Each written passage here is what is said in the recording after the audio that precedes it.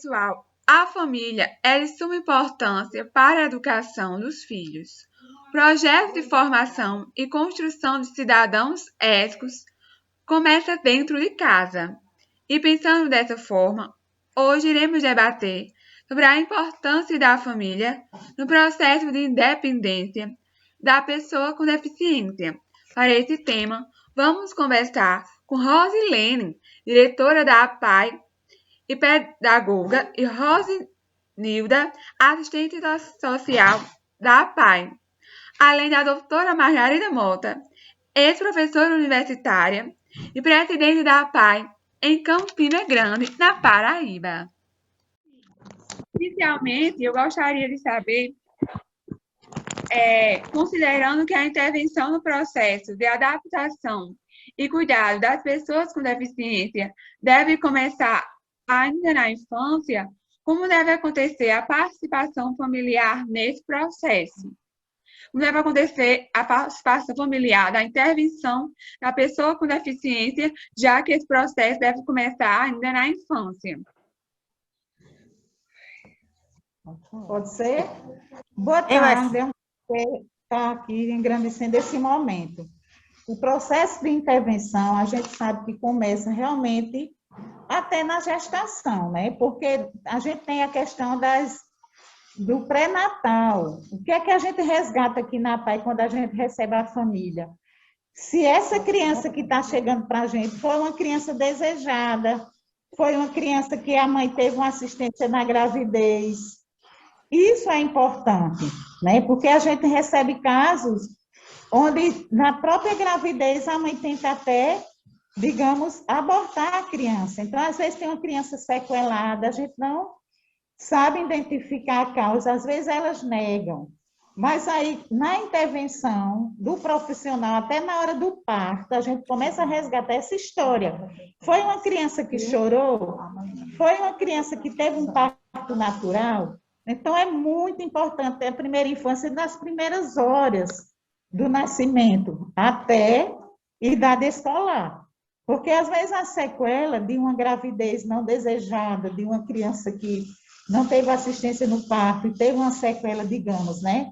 Uma paralisia cerebral, às vezes só atingiu a parte intelectual, e na escola é que vem, isso vem influir e a criança vai ter o prejuízo na aprendizagem. Então, esse processo de intervenção na primeira infância, muitas vezes a família passa até despercebida que vai ser uma criança problema. Acha que é porque ninguém é igual a ninguém, vai ter, cada um tem seu tempo de evoluir, e às vezes é prejuízo. Então, a intervenção nos primeiros meses, no primeiro ano de vida, é fundamental, esse olhar. Não sei se respondi ou se me alonguei, mas a gente está tentando, né, interagir dessa forma. Se você achar que a gente deve adentrar mais no aspecto, você fica à vontade, estamos aqui. Como a APAE vem contribuindo para uma melhor relação entre os pacientes do local e suas famílias? Eu gostaria de saber como a APAE vem contribuindo nessa melhor relação entre a família e os pacientes. Sempre, né, Rosilene? A gente está aqui realmente com a diretora, com a presidente da APAE, mas sempre o serviço social é procurado desde o primeiro instante, porque é a gente que acolhe, é a gente que faz a triagem. Então, esse primeiro momento, como você perguntou agora há pouco, o serviço social procura resgatar na conversa, né? Na conversa, no primeiro momento que a família chega, de diversos modos, às vezes é o pediatra, às vezes é a escola que encaminhou. E dessa forma a gente vai percebendo as expectativas da mãe em relação à APAE. O que é que a APAE pode oferecer?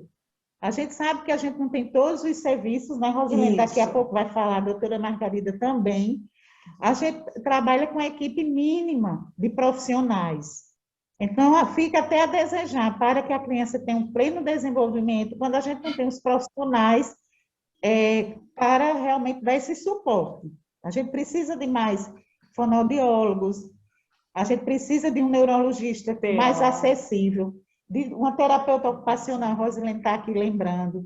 Então, na família, a gente busca justamente a expectativa, que às vezes a família vem com uma lista enorme do que o médico prescreveu, mas nem sempre a pai tem como suprir. E se a família procurar no particular, é quase impossível, né? Então, aí a intervenção precoce fica com prejuízo. SUS, a gente tem poucos locais, né? Fila de espera é o que é o nosso gargalo aqui na APAE, é a lista de espera. Então, é esse suporte que a gente consegue dar, está fazendo toda a diferença na família, né? Que tem uma pessoa com deficiência. A gente sabe pelo relato, a gente sabe pela satisfação e pela procura. A propaganda boca a boca faz toda a diferença na vida da APAE. Muitas vezes, na entrevista, na triagem, a gente pergunta, ela diz, não, eu vi, porque eu vim porque minha vizinha tem um filho aqui, e o atendimento aqui é muito bom. Então, a gente fica feliz com isso, mas a gente poderia ainda oferecer muito mais com a ajuda do poder público para estar suprindo as lacunas, né? Porque a gente tem um espaço muito bacana, a gente tem salas já todas equipadas, né? A diretora bem sabe disso, a gente tem o maior prazer em receber uma visita e dizer que nosso espaço está, né, de qualquer forma, bem adaptado, mas o profissional é muito caro para a gente estar pagando, né, sendo filantropia.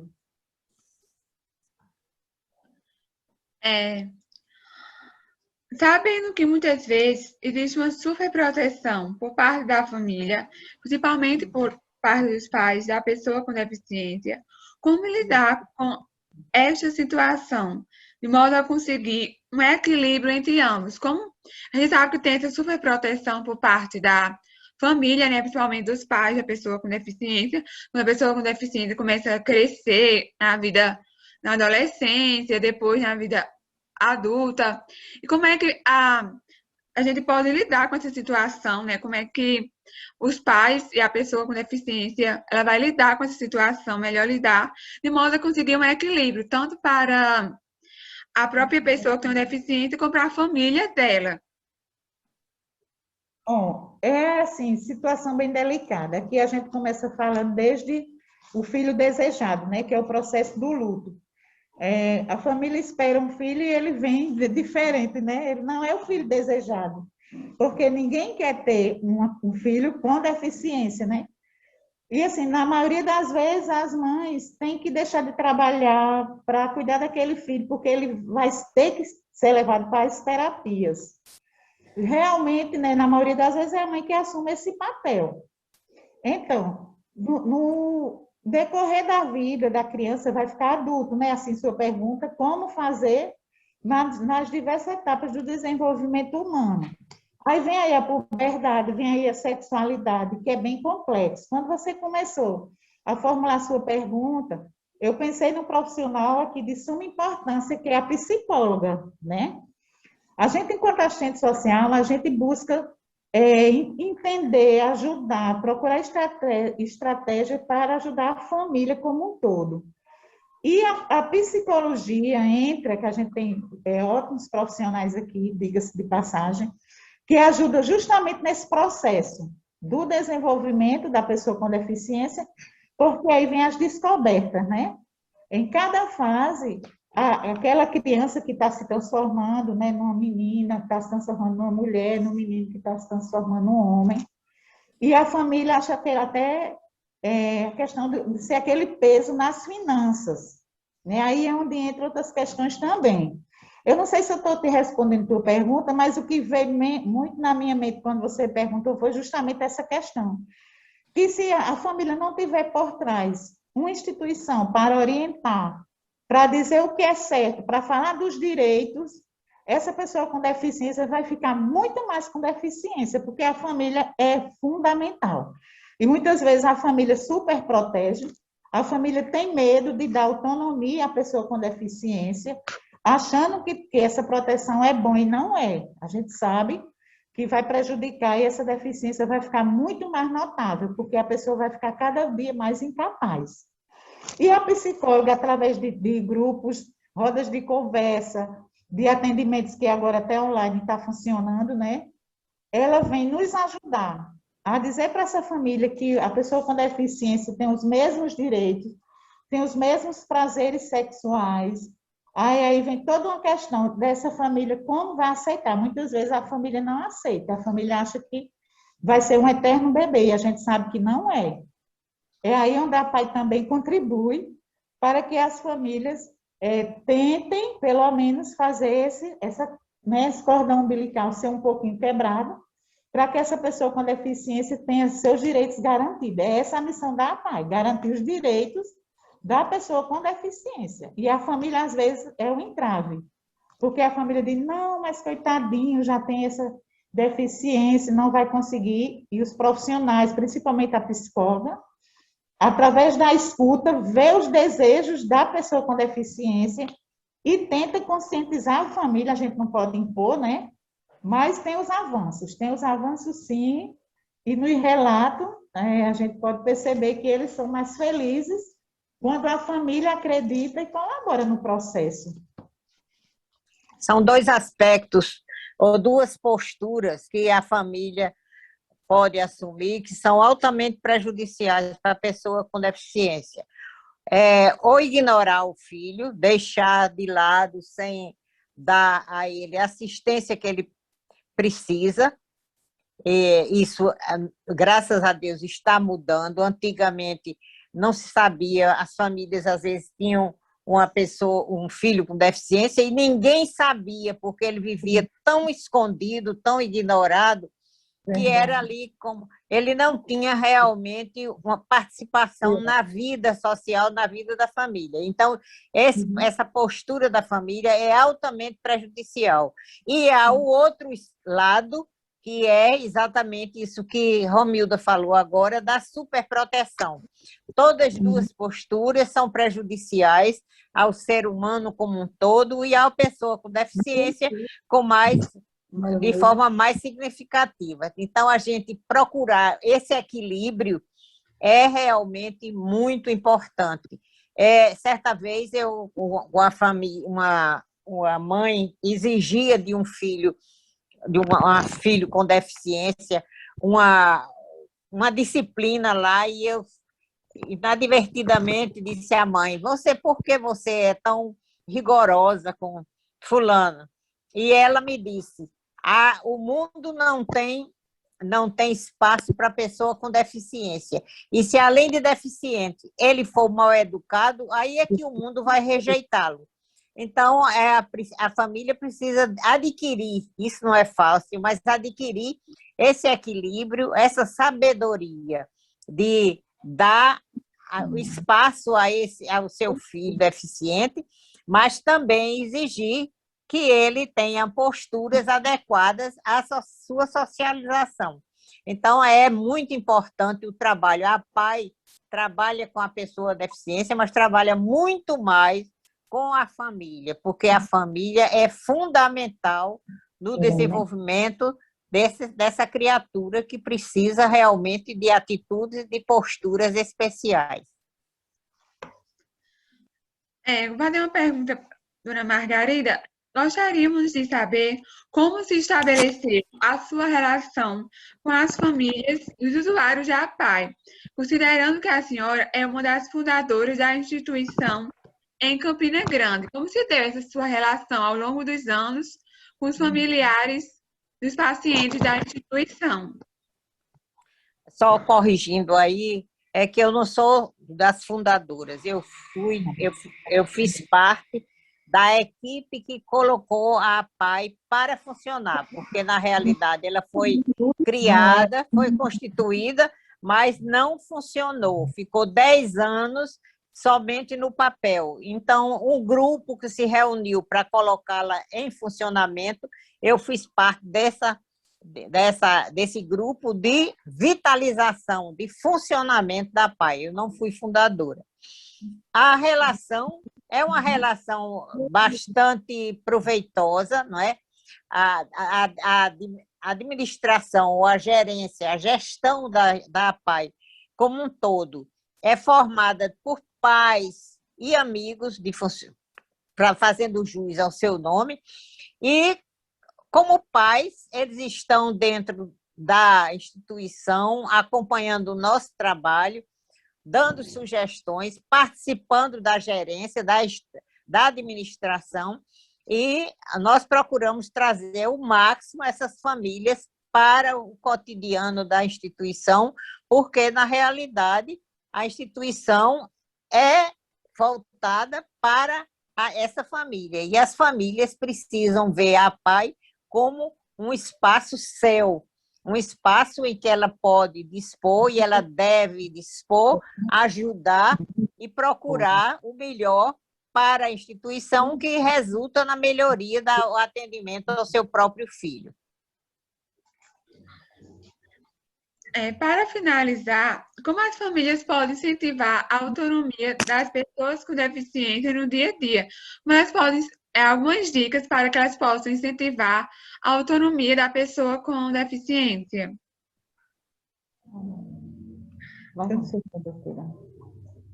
Rosilene? É porque é isso que eu ia dizer, a Rosilene ainda não falou.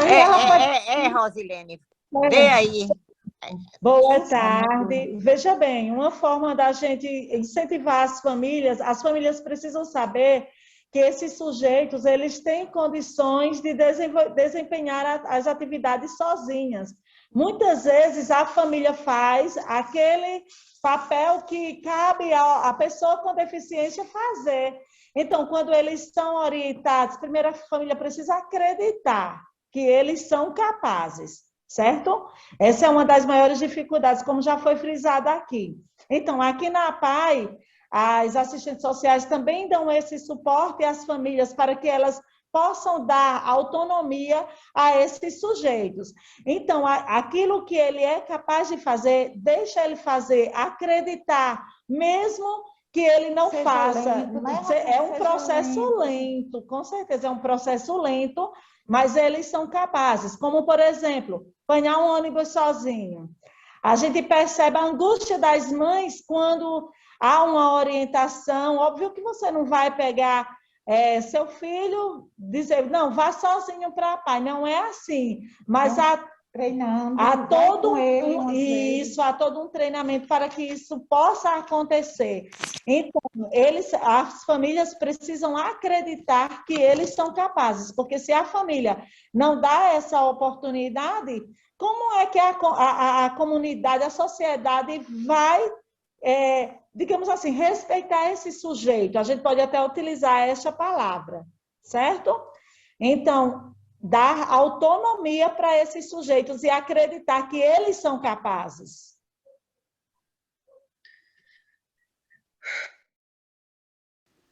Eu gostaria de agradecer a participação das senhoras aqui hoje. Quero dizer que foi um prazer enorme debater esse tema tão importante com pessoas tão grandiosas.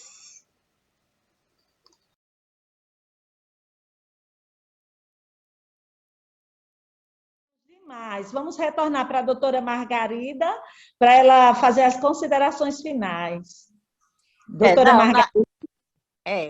Não, é um prazer e a gente sempre está nós sempre estamos dispostos a atender a convites como esse seu, e nós precisamos fazer desses momentos uma oportunidade de divulgação da nossa instituição, porque a PAI é mantida pela sociedade, precisa prestar contas do que ela recebe dessa sociedade para benefício dos seus usuários, e a gente vive realmente da divulgação. É fundamental a divulgação do nosso trabalho e dos serviços prestados à comunidade paraibana. Eu quero agradecer muito a sua atenção, você ter se lembrado de procurar exatamente a nossa instituição, e nos colocamos à disposição, tanto a administração como todo o espaço, à disposição de quem desejar conhecer o nosso trabalho, e agradecemos pela divulgação de tudo aquilo que nós fazemos. Muito obrigada. Precisamos vencer as barreiras internas para que as pessoas com deficiência possam viver com mais autonomia. E é isso, pessoal. Espero que vocês tenham gostado. Tchau e até a próxima. Tchau. Tchau. Tchau. Tchau. Tchau.